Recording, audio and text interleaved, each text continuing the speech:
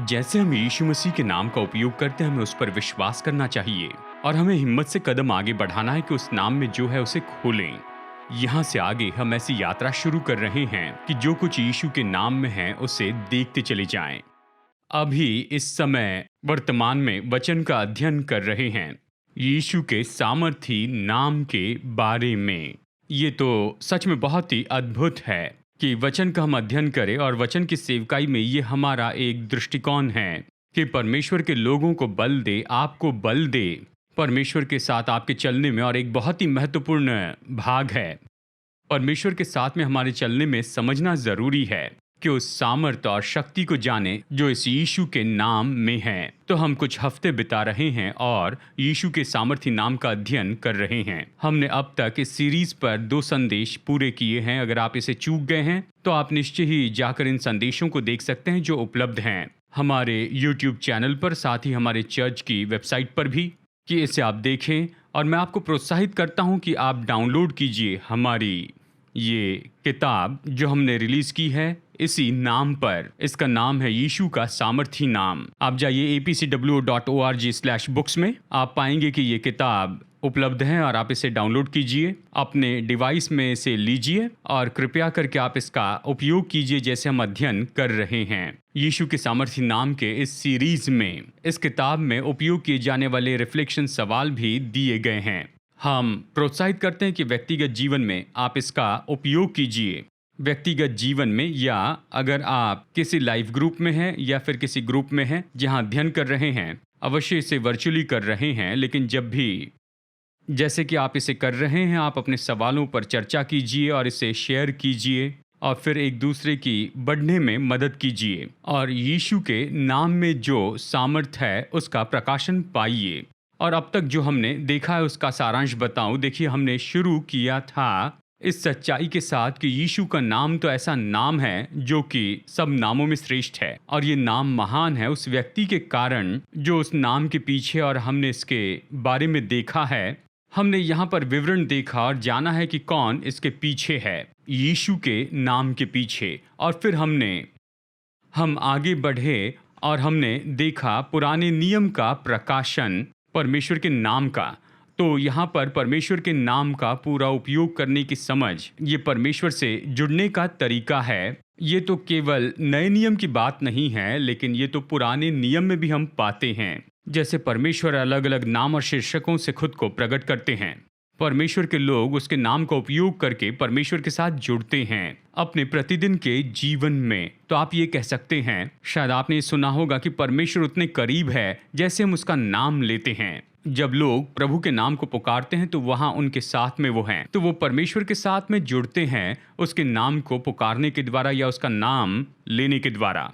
और फिर हमने ये भी देखा कि ये बदलाव कैसे होता है। मतलब फिर यीशु आए और उसने लाया यीशु का नाम। उसने कहा तुम इस नाम में जाओ, प्रभु यीशु के नाम में। और देखो कैसे ये सब बदलाव आता है। यहूदी लोग तो परमेश्वर के नाम का उपयोग करने के आदी थे, वो नाम था यहोवा, और वो बदलते गए जैसे उन्होंने यीशु पर विश्वास किया। मसीहा जो परमेश्वर का पुत्र है उसके नाम का उपयोग करने लगे कि परमेश्वर के सामर्थी काम करें। हमने इस पर चर्चा की है और फिर हम आगे बढ़े और हमने देखा कि अधिकार दिए जाने का मतलब क्या होता है। तो हमने यीशु का जीवन देखा। उसने कहा मैं अपने पिता के नाम में आया हूँ, यानी यीशु पिता के नाम में आए और उसने पिता को दर्शाया। वो पिता को प्रकट करने के लिए आए और वो आए कि पिता के द्वारा अधिकार प्राप्त करें, यानी वो पिता के नाम में आए और फिर उन्होंने हमें भेजा अपने नाम में। और हमें ये समझना बहुत ही ज़रूरी है कि जो दिया गया अधिकार है उसे लेकर चलना क्या है।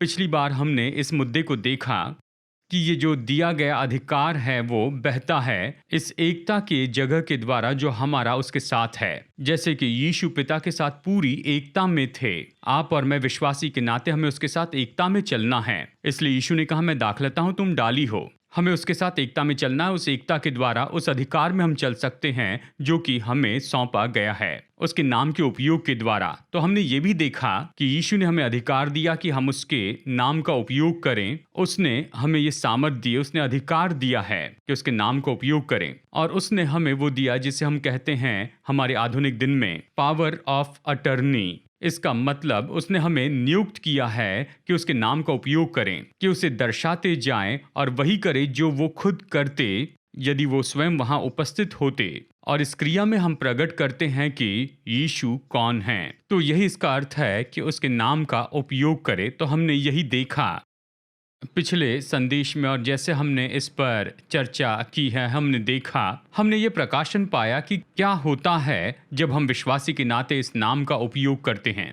हमने कहा जब हम इस नाम का उपयोग करते हैं तो ये हम यहाँ पर स्वर्गीय नियुक्ति में कदम बढ़ाते हैं, और यहाँ पर हम उपयोग करते हैं हमारी पावर ऑफ अटर्नी। जब हम कहते हैं यीशु के नाम में, जब हम कहते हैं यीशु के नाम में, तो हम लोग यीशु को भीतर में लाते हैं इस चित्र में, क्योंकि जब हम उसका नाम लेते हैं तो उसने कहा मैं वहां पर हूं, तो यीशु सामने आते हैं। जब हम यीशु के नाम में कदम बढ़ाते हैं तो हम ये कहते हैं मैं यहाँ हूँ, यीशु को दर्शा रहा हूँ कि उसके बदले में काम करूं, मैं यहाँ पर उसकी जगह पर हूँ, कि वही करूं जो वो करते यदि यहाँ पर होते, अगर यहाँ उपस्थित होते। जब हम कहते हैं यीशु के नाम में, ये पवित्र आत्मा को लाता है, क्योंकि पवित्र आत्मा भेजा गया प्रभु यीशु के नाम में परमेश्वर की सामर्थ सामने आती है। जब हम कहते हैं यीशु के नाम में, ये तो इतना ही अच्छा है जैसे कि स्वयं यीशु यहाँ पर है। ये इतना सामर्थ्य, इतना महत्वपूर्ण है जब हम यीशु के नाम का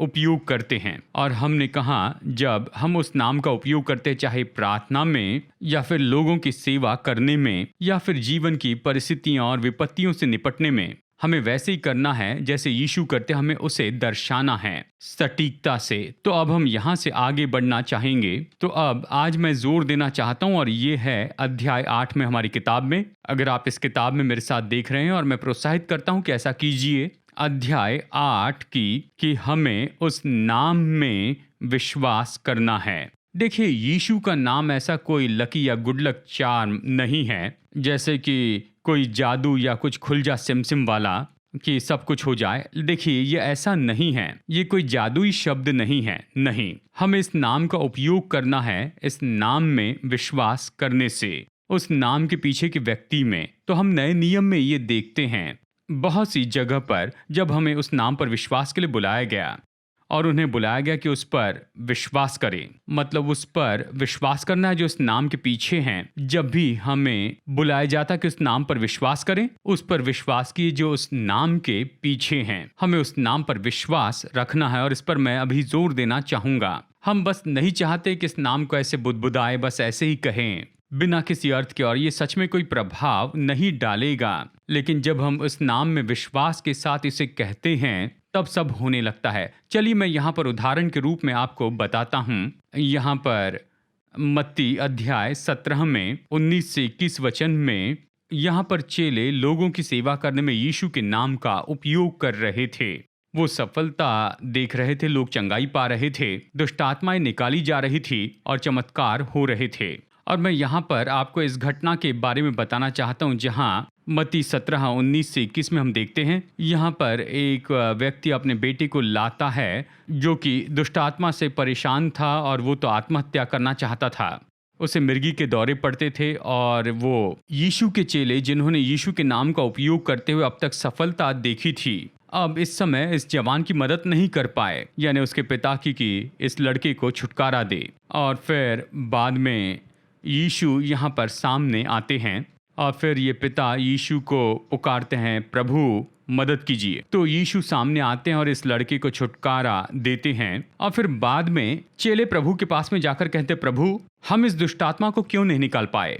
यानी उन्होंने सफलता को देखा यीशु के नाम का उपयोग करते हुए, लेकिन इस समय उसी नाम का उपयोग कर रहे थे, लेकिन यहाँ पर उन्होंने सफलता नहीं देखी, यहाँ पर छुटकारा नहीं हुआ। और यीशु ने उत्तर दिया मत्ती 17 में 20 और वचन 21 में, उसने कहा अपने विश्वास की घटी के कारण।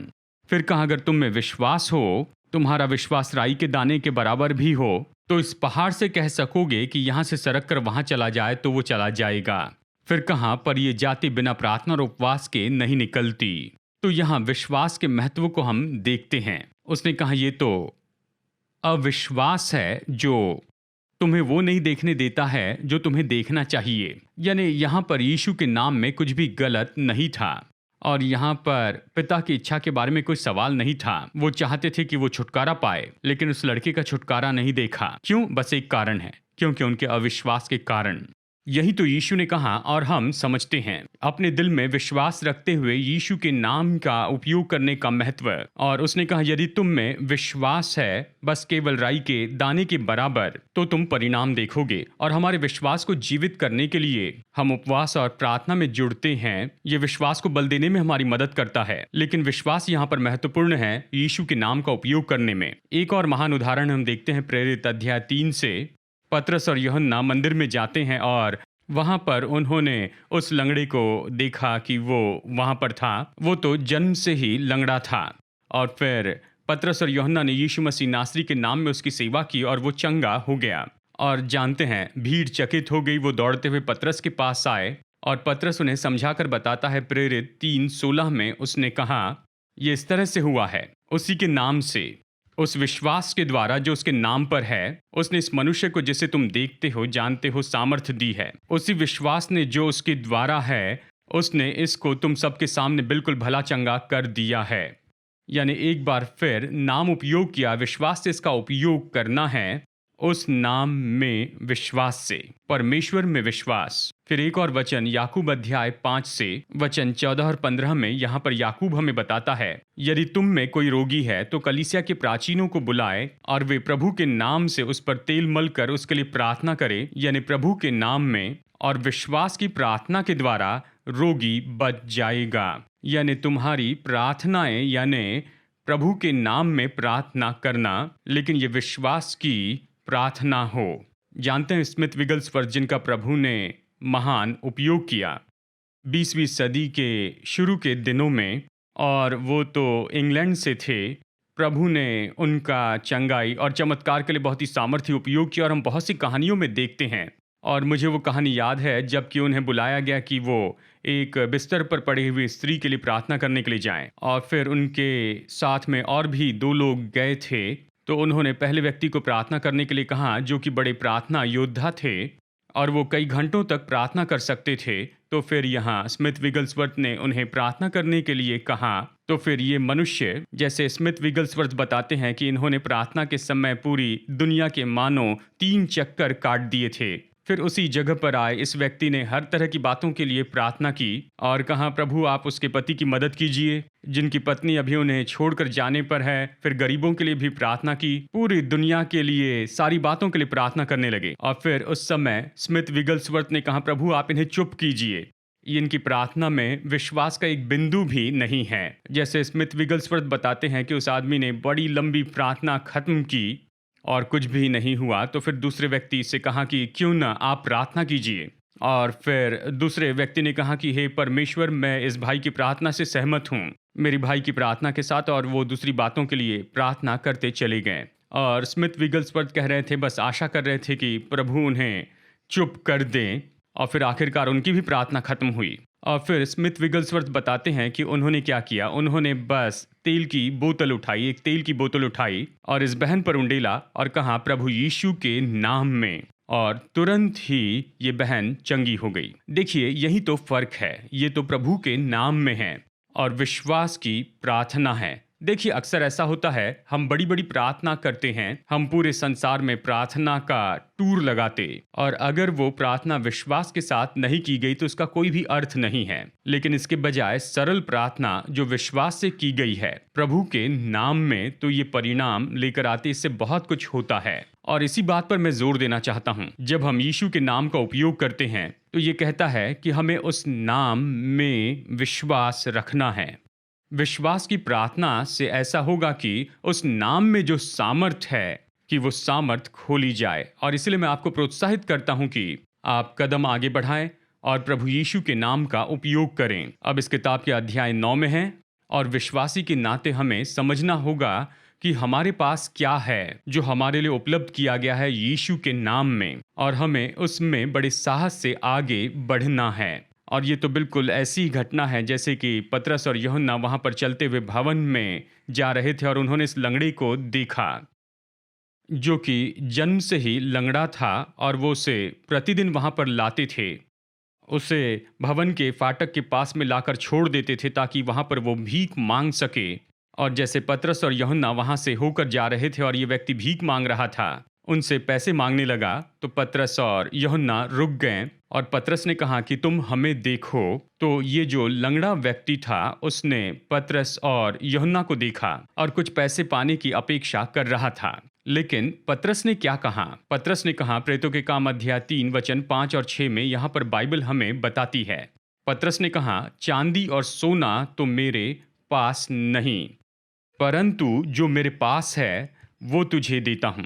यीशु मसीह नासरी के नाम से चल फिर। यानी देखिए, यहाँ पतरस जानता था कि उसके पास कुछ है और वो तो यीशु का नाम है, और वो जानता था कि उस नाम में क्या है और उस नाम में क्या किया जा सकता है। बहुत से लोग हैं, हम जानते हैं हमारे पास यीशु का नाम है, लेकिन नहीं जानते कि उस नाम में क्या है। हम नहीं जानते वो नाम हमारे लिए क्या खोल सकता है। चाहे हमारे खुद के जीवन में जिन परिस्थितियों का हम सामना करते हैं या लोगों की सेवा करते हैं, कि इसमें अधिकार है, इसमें सामर्थ है, इस नाम में। देखिए, बाइबल कहती है कि हम परमेश्वर के वारिस हैं और यीशु के संगी वारिस हैं। बाइबल कहती है कि हम जीवन में राज्य करते हैं यीशु मसीह के द्वारा, यानी हमारे पास अधिकार होगा। देखिए, जब तूफान और आंधी चलती है, हमारे विरुद्ध में आती है, अवश्य ये हमारे मन में गड़बड़ी लाएगी, अवश्य ये हमें परेशान करेगी, बिल्कुल शुरू में। लेकिन आप जान सकते हैं कि आप राज्य करेंगे, उस पर अधिकार कर पाएंगे,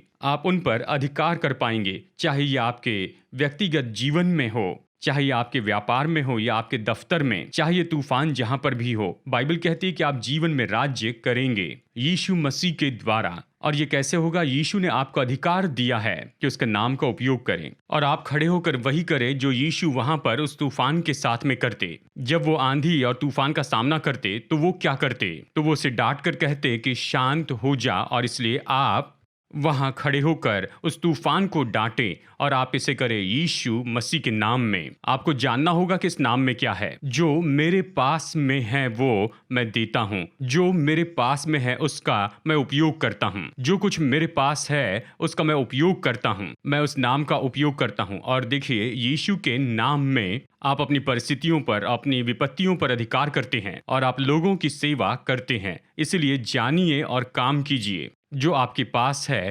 प्रभु यीशु के नाम में। जानते हैं, परमेश्वर की सामर्थ, परमेश्वर का अधिकार खोला जाता है जब हम साहस से आगे बढ़ते हैं कि यीशु के नाम में वो सब करें जो यीशु चाहते हैं कि हम करें। एक ऐसी बात है जो सच में हमारे हृदय को प्रोत्साहित करती है, उत्साहित करती है और हमें भरोसा देती है, और वो ये है कि हम मसीह में कौन है उसे जाने। ये एक और महत्वपूर्ण बात है कि इसमें आप स्थापित हो जाए मसीह में, अपनी पहचान में। देखिए, बहुत से लोग दुख उठाते हैं, खुद के बारे में कम आत्मसम्मान रखते हैं, सोचते हैं वो नहीं कर पाएंगे, और उनमें पर्याप्त न होने की भावना होती है। और देखिए, ये सब चला जाएगा जब आप जानेंगे कि मसीह यीशु में आप कौन हैं, यानी आप मसीह में जो हैं वही सच में हैं। ये तो आपकी सही आत्मिक पहचान है, और आप उस आत्मिक पहचान में जीते जाएं तो ये आपको आगे बढ़ने का भरोसा देगा कि आप आगे बढ़े, उस अधिकार में आगे बढ़े और यीशु के नाम का उपयोग करें।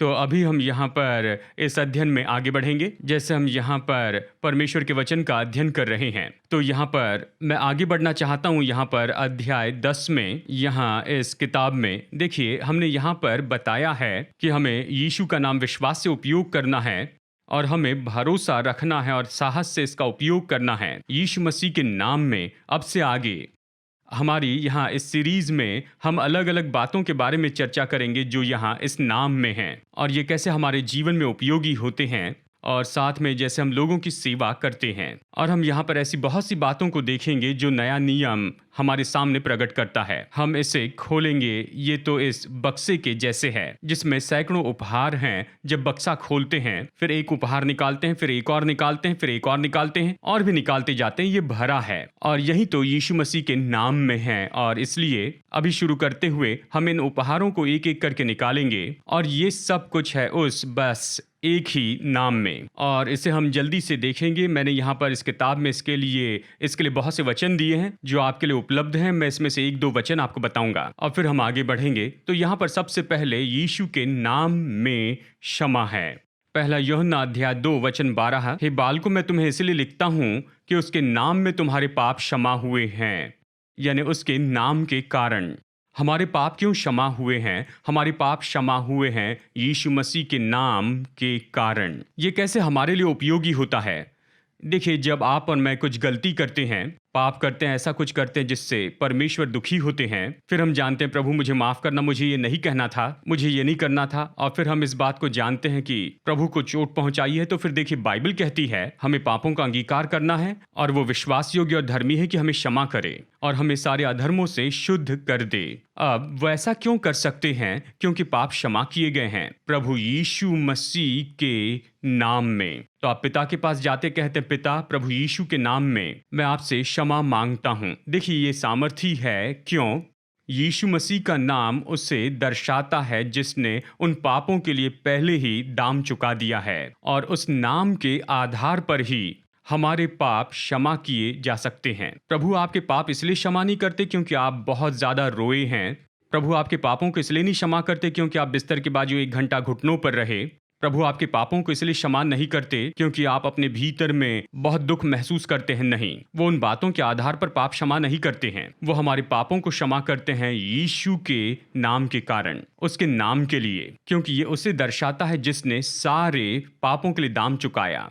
तो हमें इसे याद रखना है। जब आप प्रार्थना करते हैं, कहते हैं पिता यीशु के नाम में क्षमा कीजिए। जिस व्यक्ति का आप नाम ले रहे हैं, जो पिता परमेश्वर के दाहिने हैं, कहते हैं पिता, मैंने इसके लिए दाम चुकाया, क्रूस पर इसके पाप क्षमा हुए हैं। और फिर आगे बढ़ते हैं अध्याय 11 में, यीशु के नाम में उद्धार है। प्रेतों के काम 4 वचन 12 कहता है, किसी दूसरे के द्वारा उद्धार नहीं, क्योंकि स्वर्ग के नीचे मनुष्यों में और कोई दूसरा नाम नहीं दिया गया जिसके द्वारा हम उद्धार पा सके। यानी उस नाम में उद्धार है, यीशु के नाम में। जब हम उस नाम को पुकारते हैं, बाइबल कहती जो भी उस नाम को पुकारता है वो उद्धार पाएगा। जैसे मैंने पहले संदेश में आपको बताया कि नए नियम में उद्धार शब्द तो बहुत बड़ा अर्थ रखता है।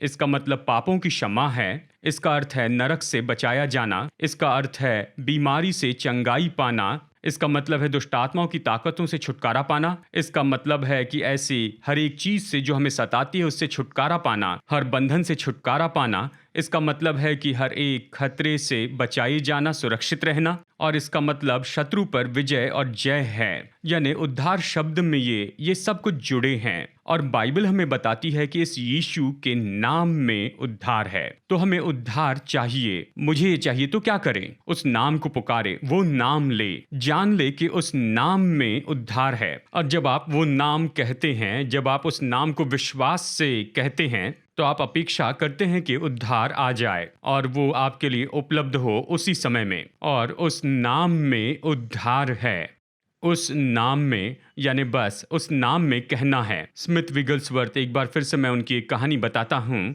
आप उनकी ये कहानी उनकी एक किताब में पाएंगे जिसका नाम है एवर इंक्रीजिंग फेथ। और वो इस तरह से अपनी कहानी में बताते हैं कि अवश्य ही ये जो व्यक्ति थे, ये तो बिस्तर पर पड़े हुए थे।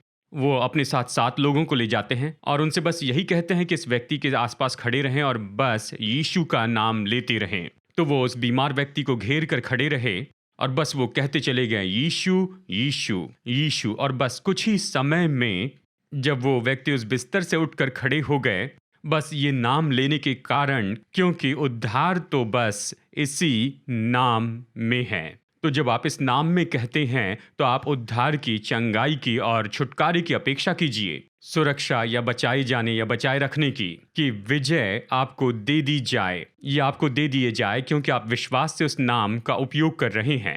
अब तीसरी बात हम देखते हैं कि यीशु के नाम में अनंत जीवन है।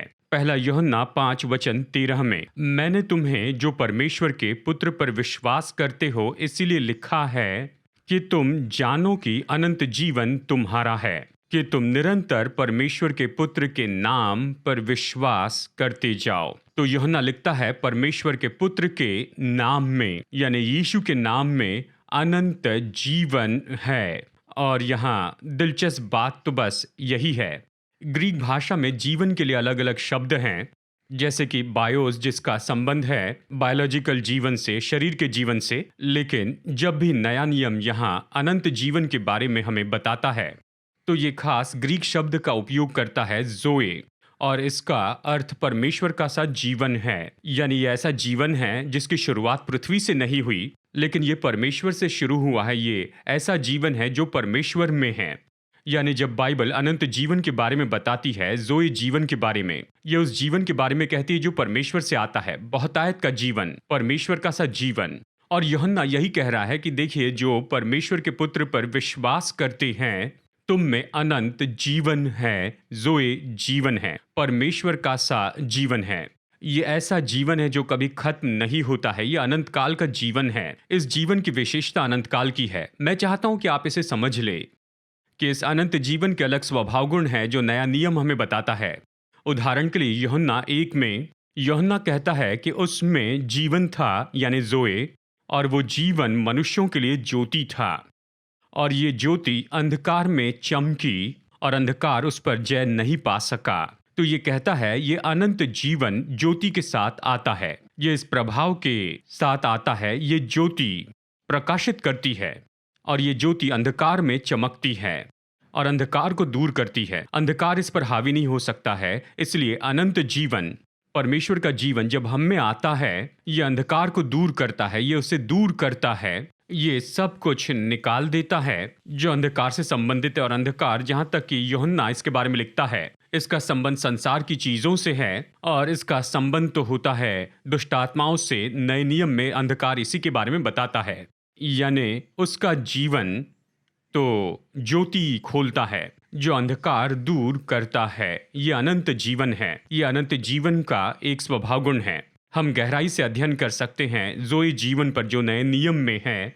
लेकिन बात तो ये है, यीशु मसीह के नाम में अनंत जीवन है। जब हम विश्वास से ये नाम लेते हैं, तो हम अपेक्षा कर सकते हैं परमेश्वर के जीवन और उसकी ज्योति की, कि ये उस जगह काम करे आपके व्यक्तित्व में या फिर किसी और के लिए, कि परमेश्वर का ज़ोए जीवन उन्हें पूरी तरह से बदल देगा और उनमें से अंधकार दूर करेगा। ये सब उस नाम में होगा। अब यहाँ पर कुछ और बातें हैं। मैं कुछ बातें बताकर आज का संदेश खत्म करूँगा।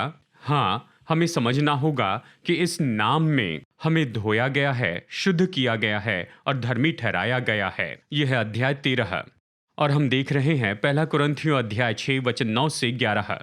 पौलुस कुरिन्थियों के विश्वासियों को लिखता है, वो तो भक्तिहीन परंपरा से यानी पृष्ठभूमि से आए थे, और वचन 9 में उनको लिखकर वो कहता है, क्या तुम नहीं जानते कि अन्यायी लोग परमेश्वर के राज्य के वारिस न होंगे?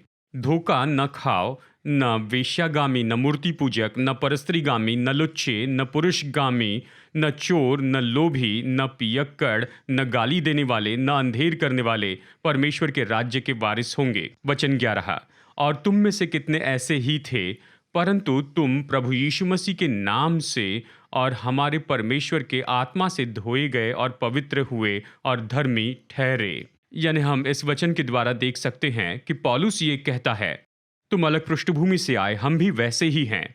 जैसे कि आज हम हर तरह की पृष्ठभूमि से आए हैं, हम जीवन के अलग अलग अनुभवों से होकर गए, लेकिन वो कहता है आज सब बदल गया है उस नाम के कारण। प्रभु यीशु के नाम में तुम धोए गए हो, मतलब तुम्हें साफ किया गया है, तुम्हें शुद्ध किया गया, मतलब तुम्हें अलग किया गया है, परमेश्वर के लिए पवित्र किया गया, और तुम्हें धर्मी ठहराया गया, मतलब परमेश्वर के साथ सही किया गया। अब आपके विरुद्ध में कोई न्याय नहीं है, आप पर कोई दंड आज्ञा नहीं है, और ये सब कुछ हुआ है प्रभु यीशु मसीह के नाम में और पवित्र आत्मा की सामर्थ से। यानी उसके नाम में ये हुआ है। विश्वासी के नाते आपको जानना होगा कि आप यीशु के नाम में यही हैं। आप साहस से कह सकते हैं, उसके नाम में मैं धोया गया, मैं शुद्ध किया गया और धर्मी ठहराया गया हूँ, क्योंकि मैंने उस नाम पर विश्वास किया है और उस नाम ने इसे किया, इसे मेरे जीवन में लाया है। और हम यही कर सकते हैं जब हम दूसरे लोगों से कहते हैं। शायद आप कुछ लोगों को देखें, शायद वो जीवन में बड़ी गड़बड़ी में पड़े होंगे, शायद हो सकता है कि बहुत सी बातों में से वो होकर गए, लेकिन समझ लीजिए इस नाम में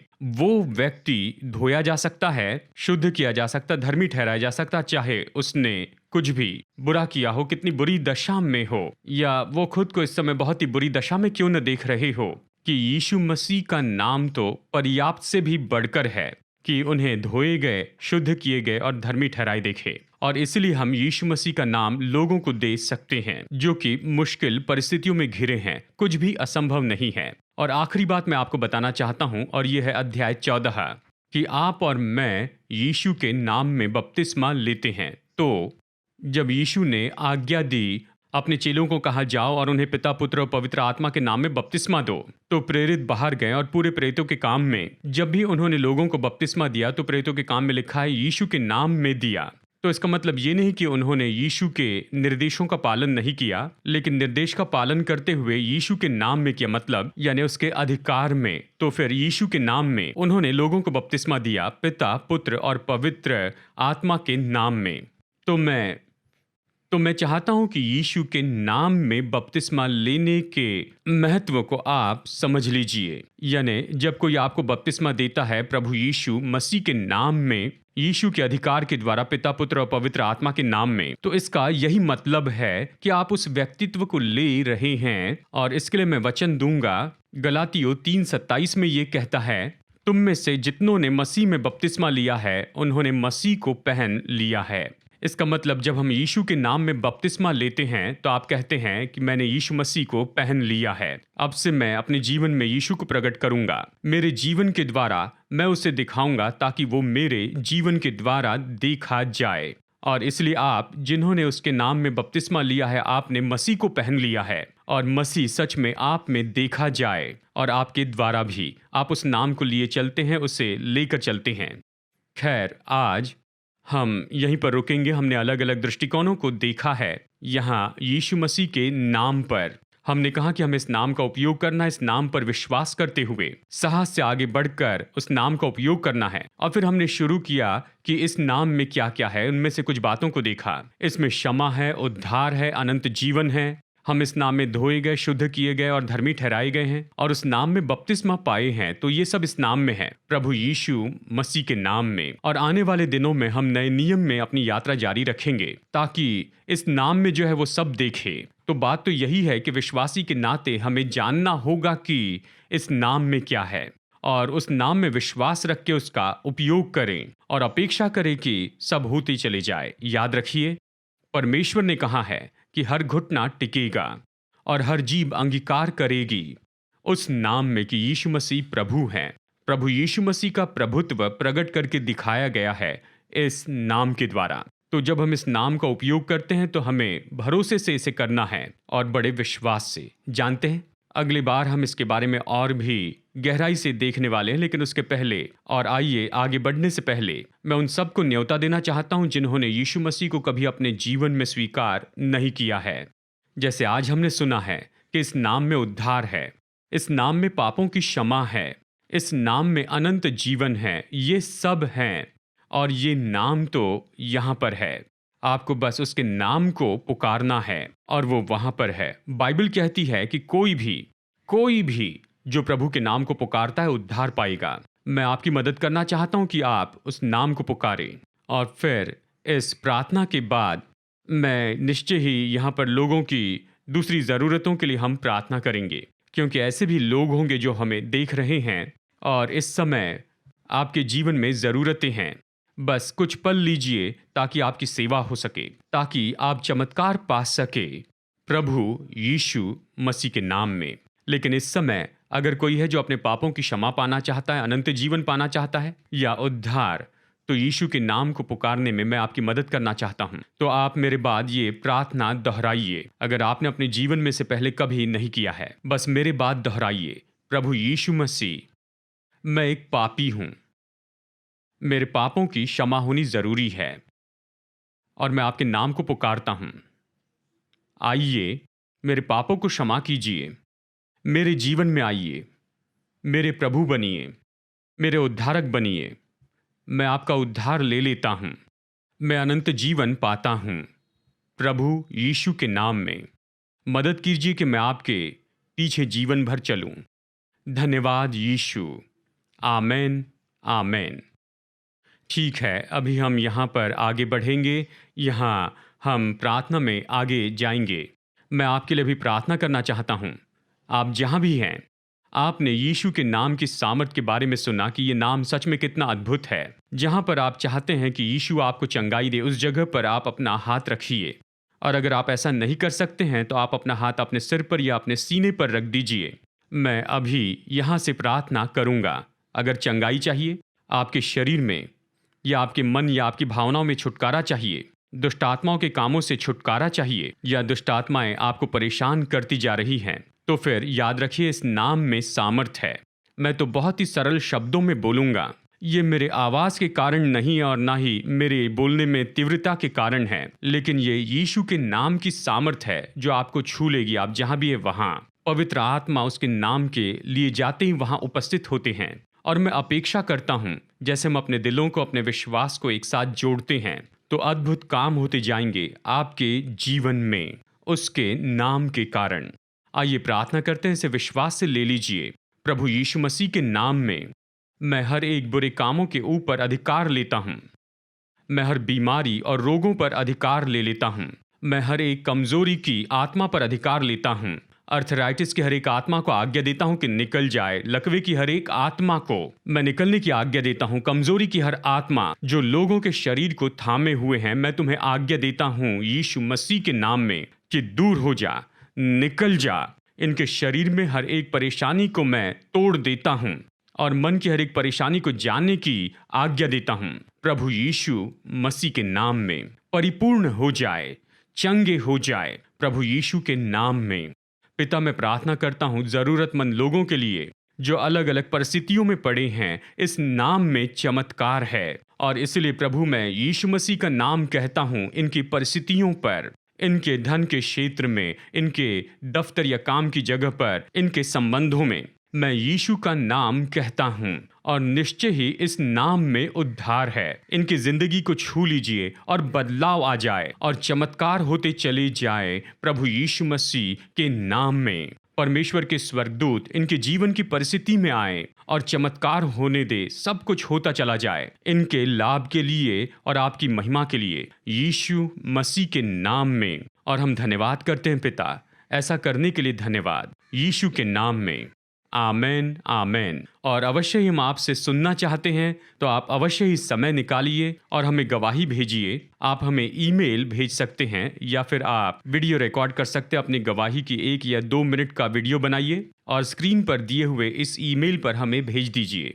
testimony@apcwo.org पर आप ईमेल के माध्यम से हमें भेजिए या छोटा वीडियो बनाकर भेजिए। अपनी गवाही बताइए तो हम दूसरों को भी ये बता सकें और प्रभु को महिमा दे सकें। और हम आपसे ये अपेक्षा करते हैं। और ऐसा करते हुए याद रखिए, आप ये मैसेज शेयर कीजिए, जितने ज़्यादा लोगों को बता सकते बताइए, क्योंकि प्रभु के लोगों को जानना होगा यीशु मसीह का ये सामर्थी नाम। उनसे कहिए कि इस सीरीज को ध्यान से सुनिए, फ्री बुक डाउनलोड करने के लिए कहिए और अध्ययन कीजिए, सीखिए और समझ लीजिए और व्यक्तिगत प्रकाशन पाइए। यीशु मसीह के इस सामर्थी नाम का दूसरों को आशीष दीजिए इस संदेश के द्वारा। और अगली बार तक याद रखिए, हम आपसे प्यार करते हैं, यीशु आपसे प्यार करते हैं और आप उसमें बलवान बने रहिए। और अब प्रभु यीशु मसीह का अनुग्रह और स्वर्गीय पिता परमेश्वर का प्रेम और उसके पवित्र आत्मा की मधुर संगति हम सब के साथ हमेशा हमेशा बनी रहे।